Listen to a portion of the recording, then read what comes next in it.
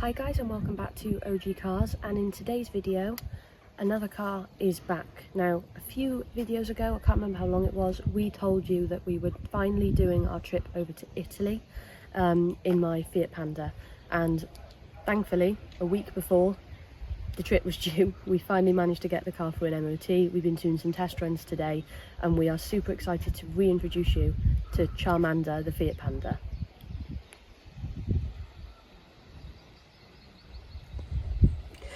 Well, we've been trying to film outside, and despite it being an absolutely gorgeous day, there's just a bit too much wind.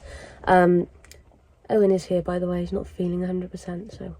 I've got red eye, so I've got sunglasses on now. I've stolen G's. Yeah. I need to get my own, but I've stolen G's for now. So. Yeah. So what we were going to do is sort of show you around the car, but what we'll do is we'll just do it in clips, because basically we want to get a video out for you today, with today being the 16th. We go away very late on the 18th, so therefore we want to get a video out for you all today, because if we don't get a video out today, we're then away for 2 weeks. So we've got one video lined up. If this video's out as well, there's enough content for you guys while we're away, because when we get back there are going to be big road trip videos, because this car is back. So long story short, because I know I explained it in the previous video, we painted this car for less than 100 quid in Halted appliance white, so radiator paint, back in 2020. And when I say 2020, I'm sure you all know what happened that year, so therefore this event didn't go ahead. The event in question is Pandas to Pandino, which is an annual gathering of Fiat Pandas in a town called Pandino in Italy. It then didn't go ahead again in 2021, it got postponed. It was on in 2022, but obviously it was literally the same week we bought our house. Well, our house finally went through, so there was no way we were going to go with the house going through, because obviously there's so many costs associated with the house.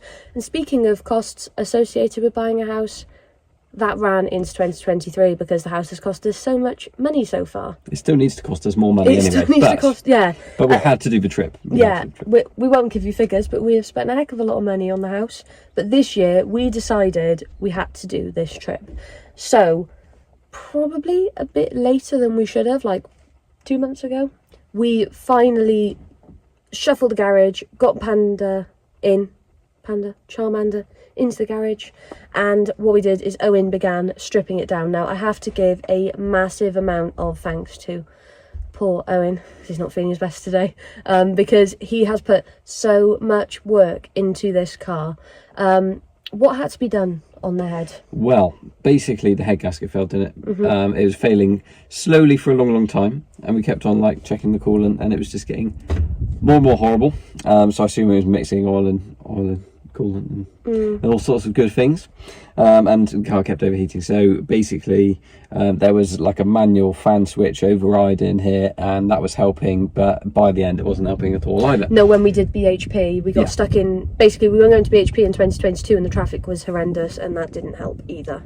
Yeah, so the car got parked up in the corner at home and just left for a couple of years, and then when we basically came to work on it, we were like, right, head gasket time. So not only has it had the head gasket done, it's had the full head rebuilt. It was taken to South Wales Piston Services, and what they did was do a skim and a full rebuild. It's had the valves recut, it's had the seats recut, and yeah, it's been reshimmed, pressure tested, everything. So it's had a lot of work done on there, and it's been put back on with new head bolts. I've done all the associated bits as well, so new tyre belt, tensioner, water pump, alternator belt, thermostat on the other side, full coolant flush, full oil flush, so it's got fresh coolant, it's got fresh oil and filter on it as well.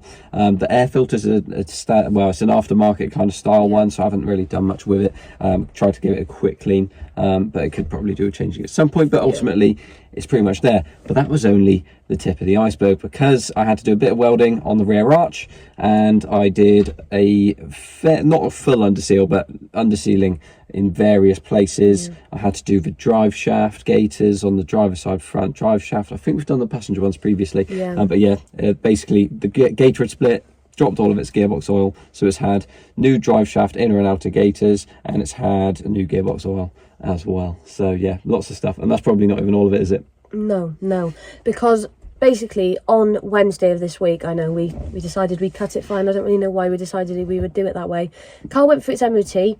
It passed with one advisory, which is amazing for the rear wheel. basically what happened is the handbrake adjusts to that rear wheel over there, passenger rear wheel. Well, the adjuster's basically a central one, Yeah. so it does both cables, but the cable wasn't doing anything for you, really, was it? It wasn't holding on a hill, so it was adjusted up and therefore binding on the rear left, so that was advised. The other thing that reminds me is that there was an exhaust blow which got worse after the MOT test. So what I've done is I've taken the manifold and, well, basically the whole exhaust has come off. It's had a new rear exhaust anyway because it was too loud and we want it to be a bit quieter for the trip. And what I've done is, because there was basically a couple of places where it had broken on the flange to the manifold to the downpipe, I've actually welded the downpipe to the manifold. Not ideal, not the way I wanted to do it, but because it was a custom downpipe anyway, where it's been modified from 1 litre and 1.2 litre engines, it's been welded up to a point where it doesn't blow and it works. And you know what, today we've done a good drive. So we've driven from where we are, we went all the way down to MacArthur Glen to get a few bits for our trip and things like that, and the car's been absolutely fine. Granted, it's not a brand new car, so I'm not in here like, wow, without that antisocial Yobbo exhaust on the back. It's really quiet, but it is noticeably more quiet. Aside that, we've done nothing. Oh, we put the 4 new tyres on it. I don't know if you mentioned that. Yeah, no, I've not mentioned it. Basically, I need 4 new winter tyres for my Fiat Panda 4x4 in the upstairs garage, what I'm working on at the moment, which I will introduce you guys to at some point. It's the ULEZ one. If you guys have seen it before, I just need to do a bit of work on it and then do a reintroduction to it. But yeah, basically, I needed new wheels and tyres for it. We've put those on this because the Wellers, I think, there's a bit of stretch on the tyre, not a lot, and there's a little bit of poke on the front, and we're just a bit wary in Germany that they don't like that kind of thing, and therefore we thought we'd aid on the side of caution. Also, to use Uniroll tyres are terrible. I'll overlay a picture. These Uniroll tyres are rubbish. I mean, they are really good tyres normally when they're new, but we replaced those front ones in 2020, and after a couple of years they showed a bit, signs of cracking already. And then fast forward, so they're only 4 years old at maximum, and they are completely shot. The sidewalls are completely gone. So yeah, like you can see cords through some of them, so there's no point. They're going to have to be binned anyway. Yeah, but yeah, long story short, massive thank you to Owen, because Owen's put so many hours into fixing this car. He's obviously given me the tyres and said I can use the tyres for the trip, because I think he realised how much money I put into this, because obviously that head rebuild wasn't cheap. Putting it in for the MOT, they did the tyres and stuff for me. I'm in for quite a bit of money for this car just to get it ready for this trip. We did have a backup car. Thank God we weren't relying on the backup car, because basically, I won't obviously tell you what the car is, but we have done a deal for this new car for me, and they are going to take the Saxo as a first car for their son, which I think is absolutely amazing. The Saxo was meant to go in for an MOT, it didn't happen, and it needs a bit of work, so therefore they can't take the Saxo yet. So we're basically doing it that they'll get the Saxo MOT and done by the time we get home, and then I can pick up the new car. But thank God we just decided to persevere and get this car here, because we always said this is the car we wanted to take. It had to be this one. It was painted. I know it's not been painted the best, but it had to be this one, because it was only meant to stay on there for like 6 months, this paint job, because it was meant to be literally like 2020. It goes for a charity run and then gets resprayed in a fun colour. We'll go into that another time. But yeah, basically it had to be this. The paint's not the best now. It's not fared amazingly, because it was literally white appliance Halford spray paint, and a little bit of black paint as well, just done in my nan's garage, where all my resprays get done. But yeah, it had to be this car, so it's going to be great to finally do the trip at last. We want to thank all of you for your donations. There's loads of you that have donated and supported the cause, and even just following us, obviously it makes that trip worthwhile, so thanks very much for doing so. Yeah, and I think what we'll do, obviously, as I say, this video will come out today. We go in a few days. As I say, we've got a video ready to go whilst we're away, so don't worry guys, there will still be videos whilst we are gone. And then when we get back, I think there's going to be quite a few videos on the trip for this, because the first day is a full flat out run to Italy, and then we are slowly weaving our way back. All in all, we're hoping to go through 10 countries in 10 days in this car, which I think is an amazing feat, to finally get this car back on the road and then take it on that massive trip. And we're really looking forward to it. It's something we've planned for 4 years. Yeah.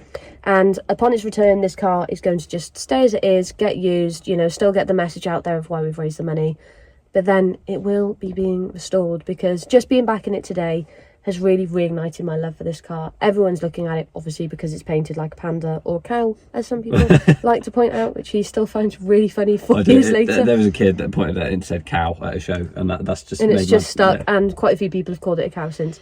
But it's fine. We're here. We're really excited for the trip. Obviously, again, we'll link it in the description below.